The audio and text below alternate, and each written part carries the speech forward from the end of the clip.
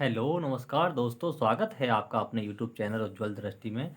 दोस्तों, मेरा नाम है अजय और आज मैं यहाँ पर स्टार्ट करने वाला हूँ दोस्तों साइकोलॉजी, जो कि UP TET, C TET, REET exam और जो भी स्टेट या सेंट्रल लेवल के जो भी टीचर्स के लिए जो भी एग्ज़ाम होते हैं उन सभी के लिए ये जो चैप्टर है बहुत ज़्यादा इम्पोर्टेंट होने वाला है। तो यदि आप हमारे चैनल पर नए हैं तो अ, हमारे चैनल को सब्सक्राइब कर दीजिए और बेल आइकन में प्रेस कर दीजिए, जिससे कि आपको आने वाली वीडियो टाइम से मिल सके। तो आइए हम स्टार्ट करते हैं दोस्तों आज का टॉपिक, अधिगम।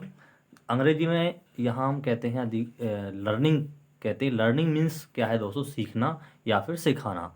और सीखना सिखाना क्या है दोस्तों? ये क्या है, हमारे व्यवहार में क्या करता है दोस्तों? परिवर्तन करता है या चेंजिंग लाता है हमारे व्यवहार में। और जो चेंजिंग जो होता है, जो ये परिवर्तन जो होता है व्यवहार में, ये कैसा होता है दोस्तों? ये स्थायी परिवर्तन होता है। जो स्थायी परिवर्तन हमारे व्यवहार में स्थायी परिवर्तन होना ही क्या है दोस्तों? अधिगम कहलाता है। तो यहाँ पर बहुत सारे मनोवैज्ञानिक हुए हैं, साइकोलॉजिस्ट हुए हैं, जिन्होंने जो है अधिगम को लेकर के अलग अलग परिभाषाएं दी हैं। तो जैसे मैं बात कर लेता हूँ कि गिलफोर्ड गिलफोर्ड कहते हैं कि व्यवहार के फलस्वरूप व्यवहार में परिवर्तन ही क्या है दोस्तों? अधिगम है। गेट्स कहते हैं, गेट्स के अनुसार कहते हैं कि अनुभव एवं प्रशिक्षण के आधार पर व्यवहार में परिवर्तन आना। अनुभव एवं प्रशिक्षण मीन्स, सपोज कीजिए जैसे मैं आज आपको अधिगम सिखा रहा हूं, तो आप पहले नहीं जानते थे, लेकिन जैसे मैं आज आपको पढ़ा रहा हूं अधिगम, तो आप क्या आज आप जो अधिगम से परिचित हो जाएंगे। तो क्या होगा कि अनुभव एवं प्रशिक्षण, है ना, आप प्रशिक्षण ले रहे हैं के आधार पर व्यवहार में परिवर्तन आना या फिर परिवर्तन लाना ही क्या कहलाता है दोस्तों? अधिगम कहलाता है। वुडवर्ड्स कहते हैं यहाँ पर अधिगम के विषय में कि नवीन ज्ञान एवं नवीन प्रक्रियाओं को प्राप्त करने की प्रक्रिया ही क्या है दोस्तों? अधिगम कहलाती है।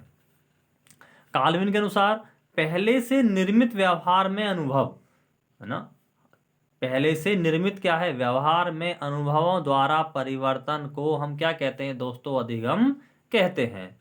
आगे हम बात कर लेते हैं दोस्तों यहाँ पर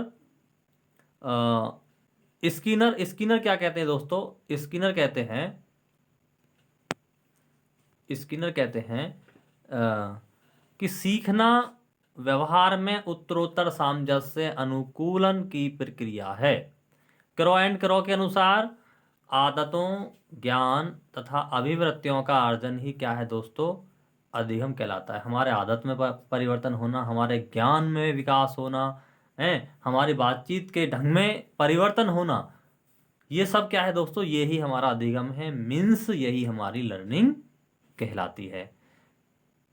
आगे बात कर लेते हैं, और भी बहुत सारे मनोवैज्ञानिकों ने परिभाषा दी है। जैसे कि प्रेसी कहते हैं कि अधिगम क्या है? एक अनुभव है। क्या है अधिगम? क्या एक अनुभव है, एक्सपीरियंस है, जिसके द्वारा कार्य में परिवर्तन या समायोजन होता है तथा व्यवहार की नवीन विधि प्राप्त होती है। अब यहाँ पर हम बात कर लेते हैं दोस्तों अधिगम की विशेषताएं। तो कैरेक्टरिस्टिक्स ऑफ लर्निंग, तो देखते हैं कि क्या जो व्यवहार की जो अधिगम की जो विशेषताएं हैं वो क्या क्या हैं। तो जैसे कि यहाँ पर देख रहे हैं दोस्तों हम, अधिगम क्या है? सतत पर्यंत चलता है। अधिगम क्या है कि हमारा जन्म से लेकर के मृत्यु पर्यंत तक हमारा क्या चलता है? अधिगम चलता है। मीन्स हम कुछ ना कुछ रोज सीखते हैं। अधिगम क्या है दोस्तों? अधिगम उद्देश्यपूर्ण है। अधिगम, जब भी हम कोई चीज़ सीख रहे होते हैं तो सबसे पहले हमारे जो है उद्देश्य निश्चित होते हैं। बिना उद्देश्य के हम कोई भी कार्य नहीं करते, मीन्स हम कोई भी चीज़ें नहीं सीखते हैं। तो अधिगम करने के लिए या कुछ सीखने के लिए हमारे सबसे पहले हमारे उद्देश्य निश्चित होते हैं। अधिगम क्या है दोस्तों? अधिगम एक सार्वभौमिक है। अधिगम क्रियाशील और सक्रिय प्रक्रिया है। बिना क्रियाशील और सक्रिय प्रक्रिया के अगर नहीं है तो हम अधिगम कोई भी नहीं कर सकते। आप सोच रहे हैं कि मैं सोता रहूं और मैं अधिगम कर लूं, तो ये क्या है? ये इम्पॉसिबल है। अगर आप अधिगम करना चाहते हैं, मीन्स आप लर्निंग करना चाहते हैं, तो आपको सबसे पहले एक्टिव रहना पड़ेगा। मीन्स आपको जो सक्रिय रहना पड़ेगा और उसमें क्रियाशील भी आपको रहना पड़ेगा। आगे हम बात कर लेते हैं दोस्तों कि अधिगम व्यक्तिगत व सामाजिक होता है। दोस्तों अधिगम जो है इंडिविजुअल भी होता है और सोशलिस्ट भी होता है। इंडिविजुअल हम कोई भी चीज़ जो है अकेले में सीख सकते हैं, या फिर हम जो है वो समाज के साथ सीख सकते हैं, या हम एक ग्रुप में भी सीख सकते हैं। हम इंडिविजुअल मीन्स हम अलग भी सीख सकते हैं। अधिगम अनुभवों का संगठन है। अधिगम क्या है दोस्तों? अनुभवों का संगठन है। भाई बहुत सारे अनुभव जो होते हैं, हम डेली लाइफ में नई नई चीज़ें हम देखते हैं तो हमको अनुभव होता है, तो वो जो अनुभव है वही क्या है दोस्तों? वही हमारा क्या है? अधिगम है। अधिगम अनुकूलन प्रक्रिया है। क्या है दोस्तों? अधिगम जो है अनुकूल प्रक्रिया है। आगे हम बात कर लेते हैं दोस्तों यहाँ पर। आगे हम बात कर लेते हैं कि अधिगम जो है, अधिगम नई खोज करता है। क्या करता है? नई खोज करता है। क्योंकि पहले हम हम कोई चीज़ नहीं जान रहे होते हैं, जब हम कोई चीज़ नई चीज़ सीखते हैं तो वो नई खोज ही तो हुई ना, होती है, सीधी सी बात है। अधिगम नए वातावरण की उपज है। अधिगम क्या है? एक नए वातावरण, न्यू एनवायरनमेंट की क्या है? एक उपज होती है। अधिगम विवेकपूर्ण होता है। देखो जो भी चाहे आप स्टूडेंट हैं, चाहे आप टीचर हैं, आप या आप बच्चे हैं, तो अधिगम क्या होता है दोस्तों? अधिगम विवेकपूर्ण होता है। कोई भी रूडली व्यक्ति या उदंड व्यक्ति या बच्चा या फिर टीचर, कोई भी इस अधिगम नहीं कर सकता है अगर वो उदंड प्रवृत्ति का है। वो बहुत ज़्यादा पीसफुल पर्सन है तो वही अधिगम कर सकता है, वही व्यक्ति सीख सकता है। आगे हम बात कर लेते हैं दोस्तों। आगे यहाँ हम बात कर लेते हैं थॉर्नडाइक का उद्दीपन अनुक्रिया का सिद्धांत। दोस्तों बहुत ज़्यादा इम्पोर्टेंट है। तो ये इन्होंने अधिगम को लेकर के ही यहाँ पर इन्होंने बात की है। ये साइकोलॉजी के बहुत ही बड़े कहें कि बहुत बड़े साइकोलॉजिस्ट रहे हैं। तो ये क्या कहते हैं यहाँ पर? हम बात कर लेते हैं थॉर्नडाइक की। थॉर्नडाइक का उद्दीपक अनुक्रिया का सिद्धांत। अन्य जो नाम से जानते हैं हम इसको, प्रयास, प्रयत्न एवं भूल का सिद्धांत, मीन्स प्रयास का सिद्धांत, प्रयत्न का सिद्धांत या भूल का सिद्धांत भी हम इसको जान के नाम से भी जानते हैं। सुख व दुख का सिद्धांत भी थॉर्नडाइक के उद्दीपक अनुक्रिया सिद्धांत को कहा जाता है। संयोजनवाद, संबंधवाद का सिद्धांत भी थॉर्नडाइक के उद्दीपक अनुक्रिया के सिद्धांत को कहा जाता है। और भी अन्य नाम है इसका। अनुबंधवाद का सिद्धांत भी थॉर्नडाइक का उद्दीपक अनुक्रिया सिद्धांत ही कहलाता है। अब दोस्तों यहाँ बात कर लेते कि उन्होंने क्या किया, कुछ प्रयोग किए थे उद्दीपक अनुक्रिया सिद्धांत पर, कि सीखता व्यक्ति लर्निंग कैसे करता है। इस पर जो है, इस पर थॉर्नडाइक ने कुछ प्रयोग किए। उन्होंने बताया कि उद्दीपक, जिसे इंग्लिश में हम कहते हैं दोस्तों स्टिमुलस, उद्दीपक क्या है दोस्तों? वह वस्तु है जो किसी व्यक्ति को कार्य करने के लिए उत्तेजित करती है। ठीक है दोस्तों, जैसे यदि आप भूखे हैं, आपको भूख लग रही है, तो आप क्या करेंगे? आप भोजन की तलाश में कार्य करना शुरू कर देंगे। घर में है तो आप किचन में जाएंगे, किचन में नहीं है तो आप जो रूम में जाएंगे। मीन्स आपको भोजन लेना है, आपको भोजन खाना है। तो ये क्या है दोस्तों? ये जो आप भोजन की तलाश जो कर रहे हैं, यही क्या है दोस्तों? यही उद्दीपक है। अर्थात थॉर्नडाइक ने कहा है कि वह वस्तु जो किसी व्यक्ति को कार्य करने के लिए उत्तेजित करती है। तो यहाँ पर जो उद्दीपक है वो क्या है? आपके लिए भोजन है। भोजन आपको जो है उत्तेजित कर रहा है कि भाई कैसे ही हमें भोजन मिले और हम अपनी भूख को मिटाएं। फिर इन्होंने ये बात करते हैं रेस्पॉन्स मीन्स अनुक्रिया की। जब व्यक्ति उद्दीपन से उत्तेजित होकर, मीन्स उद्दीपक मीन्स भूख से उत्तेजित होकर कोई प्रतिक्रिया करता है। आपको भूख लगी, अब आपने क्या प्रतिक्रिया की दोस्तों? उसके लिए आप किचन में गए। किचन में क्यों गए? क्योंकि आपको भूख लगी है। मीन्स आपको उद्दीपक के लिए आप किचन में जाते हैं। और क्यों? क्योंकि आपको पेट में भूख लगी है, उसकी तलाश में आप खाने को खोजते हैं। तो जब व्यक्ति उद्दीपक से उत्तेजित होकर कोई प्रतिक्रिया करता है तो वही क्या कहलाता है दोस्तों? वो अनुक्रिया कहलाती है। तो दोस्तों इन्होंने जो है थॉर्नडाइक ने अपना एक प्रयोग किया किस पर? बिल्ली पर। इन्होंने एक बिल्ली को लिया और एक मछली को लिया। एक बिल्ली को और एक मछली को लिया और ये फिर अपना उस पर अपना क्या करते हैं, प्रयोग करते हैं। तो बिल्ली जब मछली को की तरफ देखती है, मीन्स बिल्ली क्या है दोस्तों, एक प्राणी है, और बिल्ली के लिए जो मछली क्या है, वो क्या है, उद्दीपक है, क्या है वो, स्टिमुलस है। ठीक है, उसको पकड़ना चाहती है या उसको खाना चाहती है। ठीक है, तो क्या करती है दोस्तों, उसके लिए वो एक अनुक्रिया करती है। क्या करती है, अनुक्रिया करती है। और जब अनुक्रिया कर लेती है तो फिर उसको उसमें क्या मिल जाती है दोस्तों, सफलता मिल जाती है।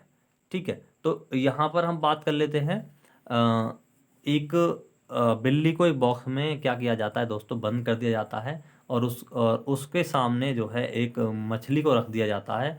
और मछली को देख करके बिल्ली क्या करती है, उसको छूना चाहती है, मीन्स उसको जो है खाना चाहती है। और उसके लिए वो क्या करती है, अनुक्रिया करती है। तो इस प्रकार से ये अपना जो है क्या करते हैं दोस्तों, यहाँ अपना इन्होंने ये प्रयोग दिया। और आगे हम बात कर लेते हैं दोस्तों यहाँ पर कि इनके अधिगम के सिद्धांत क्या हैं, थ्योरी ऑफ लर्निंग क्या क्या हैं। तो अधिगम के सिद्धांतों को मुख्य रूप से दो भागों में वर्गीकृत किया गया है। किस किस में किया गया है, अधिगम के संबंधवादी या साहचर्य सिद्धांत, दूसरा है अधिगम के ज्ञानात्मक सिद्धांत के क्षेत्र या अधिगम के ज्ञानात्मक क्षेत्र के सिद्धांत।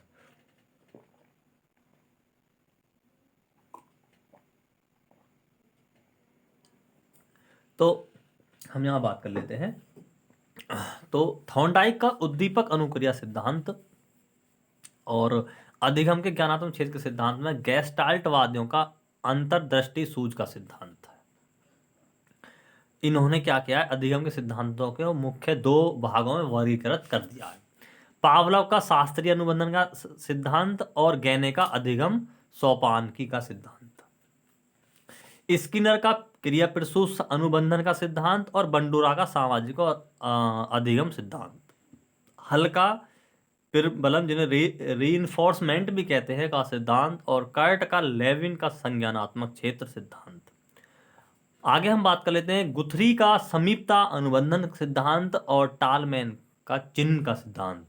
तो इन्होंने यहाँ पर इस पर बात की है दोस्तों। हम इस पे जो डीपली आगे हम बात इस यहाँ पर करेंगे। फिर आता है दोस्तों हमारा यहाँ पर पावलव का शास्त्रीय अनुबंधन का सिद्धांत। दोस्तों पावलव जो है एक बहुत बड़े मनोवैज्ञानिक हुए हैं, और जिनको पावलव के शास्त्रीय अनुबंधन सिद्धांत को जो है अन्य नामों से भी हम यहाँ पर जानते हैं। तो वो दोस्तों क्या क्या नाम है, वो यहाँ पर एक बार हम देख लेते हैं कि किस किस नाम से जो है हम यहाँ पर उनके इस कंसेप्ट को हम यहाँ पर जानते हैं। तो जैसा कि आप देख रहे हैं कि प्राचीन अनुबंधन सिद्धांत, पावलोव का शास्त्रीय अनुबंधन सिद्धांत को हम किस नाम से जानते हैं, प्राचीन अनुबंधन का सिद्धांत के नाम से भी हम लोग यहाँ पर जानते हैं। दूसरा है संबंध प्रतिक्रिया सिद्धांत, सी और आर थ्योरी, क्लासिकल अनुबंधन सिद्धांत के नाम से भी हम जो है पावलोव का शास्त्रीय अनुबंधन सिद्धांत को जानते हैं। अनुकूलित अनुक्रिया का सिद्धांत या अनुबंधित अनुक्रिया का सिद्धांत के नाम से भी हम पावलोव के शास्त्रीय सिद्धांत को भलीभांति जानते हैं। या अन्य नाम हम कहें तो, अगर एग्जाम में अगर प्राचीन अनुबंधन का सिद्धांत आ रहा है तो दोस्तों आप क्या समझेंगे, आप समझेंगे कि वो पावलोव का शास्त्रीय अनुबंधन का ही सिद्धांत है। पावलोव एक रूसी मनोवैज्ञानिक थे।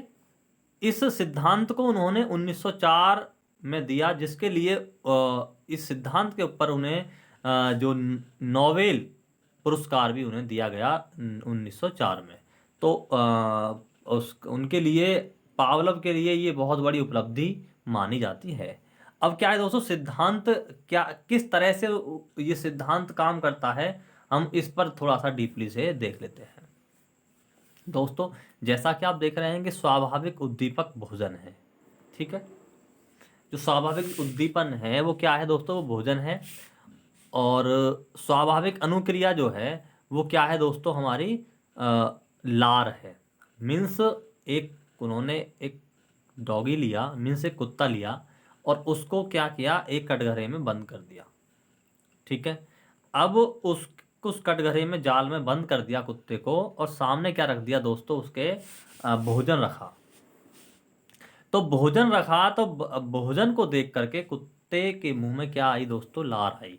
तो जो लार जो आना है ये क्या है दोस्तों, ये स्वाभाविक अनुक्रिया है। जैसे कि आपके सामने अगर अचानक से अगर एक कच्ची आम को अगर काट के रख दिया जाए तो दोस्तों वो स्वाभाविक प्रक्रिया है कि हमारे मुंह में पानी आना स्वाभाविक है। तो उसी प्रकार से अगर कुत्ते के सामने अगर भोजन रख दिया है तो कुत्ते के मुंह से लार आना क्या है दोस्तों, यहाँ पर स्वाभाविक अनुक्रिया है। और स्वाभाविक जो उद्दीपक है वो क्या है दोस्तों, भोजन है। और आम भी स्वाभाविक उद्दीपक है, क्योंकि आम को देख करके भी क्या है मनुष्य के मुंह में पानी आ जाता है। अब बात होती है अस्वाभाविक उद्दीपक प्लस स्वाभाविक उद्दीपक। अब उन्होंने क्या किया दोस्तों, पावलोव ने स्वाभाविक उद्दीपक जब घंटी उन्होंने बांधी, क्या कर दिया, घंटी बांध दी। जैसे घंटी बजती तो भोजन वो रख देते, ठीक है। पहले क्या करते दोस्तों, वो पहले घंटी को बजाते, फिर भोजन रखते, और फिर क्या है कुत्ता उसको देखता और उसके मुंह में लाव आती, ठीक है। तो जैसे ही घंटी बजती तो कुत्ते को क्या लगता कि भैया भोजन आएगा, और भोजन आता भी था और तुरंत उसके लाव आना शुरू हो जाती थी। एक बार क्या हुआ कि अस्वाभाविक जो क्रिया थी घंटी का बजना और अनुबंधित उद्दीपक घंटी CS जो थी वो केवल घंटी बजी और कुत्ते को क्या लगता है, उसको लगता है कि भोजन आ गया, और बिना, और जबकि भोजन नहीं आया था, और कुत्ते के मुंह से क्या लार आना शुरू हो गया। तो ये स्वाभाविक क्या हो गया दोस्तों, उसके वो हैबिट में आ गया। क्या इसमें आ गया, उसकी आदत में आ गया कि जैसे ही घंटी बजती है भोजन आता है, और भोजन आने के बाद कुत्ते के मुंह से लार आती है। तो ऐसे ही ये रेगुलर कुछ दिन प्रक्रिया चलती रही। एक दिन ये हुआ कि केवल घंटी बजती है लेकिन भोजन नहीं आता है, भोजन नहीं आता है। लेकिन क्योंकि स्वाभाविक वो चीजें हो चुकी थी, वो उसको सीख चुका था कुत्ता, मीन्स वो लर्निंग कर चुका था। फिर उसके मुंह से क्या शुरू हो जाता है दोस्तों, लार आना शुरू हो जाती है। तो इन्होंने जो है लर्निंग को इस माध्यम से भी सिखाया। UCS का मतलब है अनकंडीशनिंग स्टेमुलस, और CS का मतलब होता है दोस्तों कंडीशनिंग स्टेमुलस, और UCR का मतलब होता है दोस्तों अनकंडीशनल रेस्पॉन्स। तो दोस्तों यदि आपको ये टॉपिक अच्छा लग रहा है तो दोस्तों लाइक शेयर कमेंट करते रहें। और मैं आगे चलता हूँ यहाँ पर। नेक्स्ट जो मेरा टॉपिक है वो सिद्धांत। अब हम बात कर लेते हैं यहाँ पर किसकी दोस्तों, सिद्धांत की। सिद्धांत की हम बात कर लेते हैं। बुरी आदतों का हटाना, अच्छी आदतों का निर्माण करना, यही इनका सिद्धांत है। किसी अस्वाभाविक उद्दीपक को किसी स्वाभाविक उद्दीपक के साथ बार बार प्रस्तुत किया जाए तो अस्वाभाविक उद्दीपक का स्वाभाविक उद्दीपक की अनुक्रिया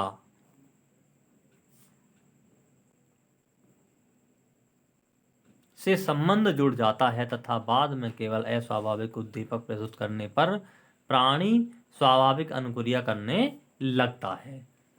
प्रयोग कुत्ते पर किया है। घंटी बजाने पर पैरोटिड ग्रंथि से लार स्रावित होती है।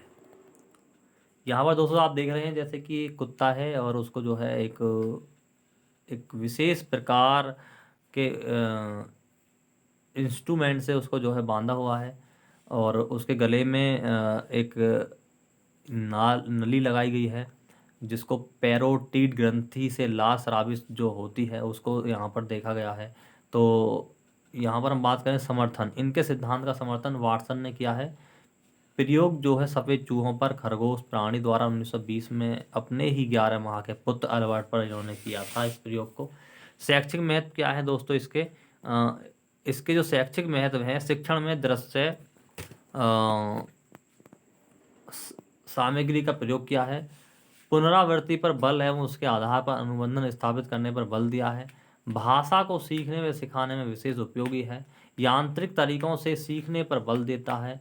बालकों में प्रेम एवं घृणा का विकास करता है। भय संबंधित मानसिक भ्रांतियों को दूर करने में भी ये क्या है दोस्तों, सहायक है। आगे दोस्तों बात कर लेते हैं स्कीनर का क्रिया प्रसूत का सिद्धांत। स्किनर का क्रिया प्रसूत का सिद्धांत, अन्य जो नाम है दोस्तों यहाँ पर, स्किनर का अनुक्रिया उद्दीपक RS थ्योरी के नाम से भी जानते हैं, और स्किनर का सक्रिय अनुकूलन अनुक्रिया सिद्धांत के नाम से भी जाना जाता है, स्किनर का सक्रिय क्रिया अनुबंधन सिद्धांत के नाम से भी जाना जाता है, स्किनर का कार्यात्मक अनुबंधन सिद्धांत या स्किनर का नैमित्तिक अनुबंधन का सिद्धांत, या बात करें हम स्किनर का अभिक्रमायोजित अधिगम सिद्धांत के नाम से भी हम स्किनर का क्रिया प्रसूत अनुबंधन का सिद्धांत जाना जाता है। क्रिया प्रसूत मानव व जानवरों की ऐच्छिक क्रिया है। क्या है दोस्तों? ऐच्छिक क्रिया है जिनका प्राणी पर्यावरण में सक्रिय रहकर उपयोग करता है। जिसका क्या करता है दोस्तों? प्राणी वातावरण में रह करके सक्रिय एक्टिव होकर के प्रयोग करता है। स्किनर ने 2 प्रकार के व्यवहार बताए हैं। पहला है प्रसूत व्यवहार, R टाइप 95% RS प्रोसेस में वर्क करते हैं। अनुक्रिया व्यवहार S टाइप, जिसको 5% SR प्रोसेस में लोग इसमें काम करते हैं।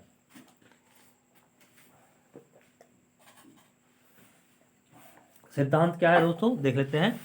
जब किसी अनुक्रिया के फलस्वरूप बल प्रदान करने वाला उद्दीपक प्राप्त होता है तो उसके शक्ति में वृद्धि हो जाती है, जिससे प्राणी सीख जाता है। इन्होंने एक डायग्राम के माध्यम से बताया है कि अनुक्रिया कोई होगी तो उद्दीपक शक्ति में वृद्धि होगी और फिर उससे क्या होगा, हमारा अधिगम होगा।